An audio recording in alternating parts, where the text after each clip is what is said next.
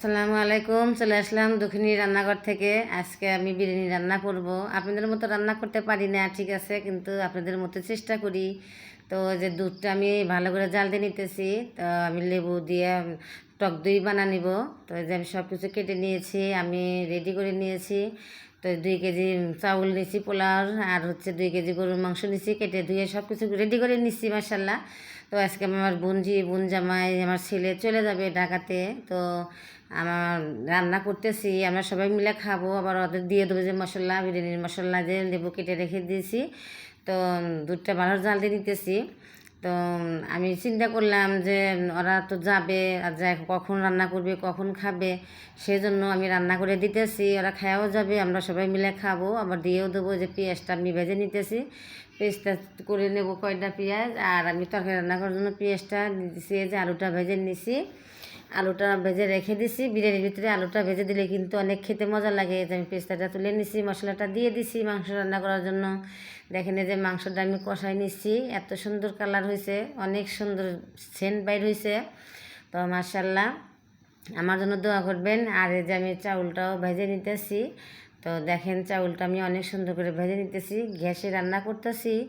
তো আপনাদের মতোই একটু চেষ্টা করতেছি রান্না করতে পারি কিনা।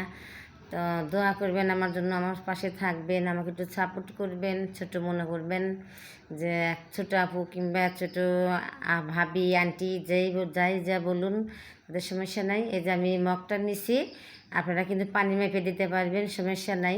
তো আমি এই যে গরম পানি করে রাখছিলাম, 1 মগ পানি দিয়ে দিলাম, যেহেতু মাংসের মধ্যে এখনও অনেক পানি আছে, তো ঝোল আছে এখনও, সেজন্য মনে করেন যে আমি 2 কেজি চাউল নিছি, 2 লিটার পানি দিয়ে দিলাম। তো ভালো করে আমি নেড়ে দিতেছি। এখন আমি ভালো করে নাড়ার পরে আমি এখন দিয়ে দেবো, মাংসটা দিয়ে দেবো। দেখেন এই যে কত সুন্দর কালার হয়েছে মাংসটা মাশাল্লাহ। তো মাংসটা ঢেলে দিচ্ছি পুরো বিরিয়ানির ভিতরে।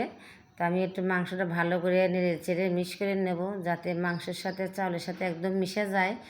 তো আমার রান্নাটা আপনাদের কাছে কেমন লাগে অবশ্যই কিন্তু বলবেন। তো এখন ভালো করে মিশানো হয়ে গেছে। তো দেখেন কি সুন্দর কালারটা হয়েছে মাশাল্লাহ। তো এখন সুন্দর করে আমি এখন ঢেকে দিব, দেখে যে বলক উঠে গেছে। তো বিরিয়ানিটা অনেক মজা খেতে। এই যে দেখেন আমার পেস্তা, কিন্তু আমরা যখন পোলাও রান্না করি, বিরিয়ানি রান্না করি, সেই সময় পেস্তাটা যখন বেড়ে দেই সেই সময় দিয়ে দেই, কিন্তু আজকে আমি মিক্স করে দিলাম, খেতে অনেক মজা লাগবে। তো দেখেন যে একটু চাউল আছেই, এখনও একটু সময়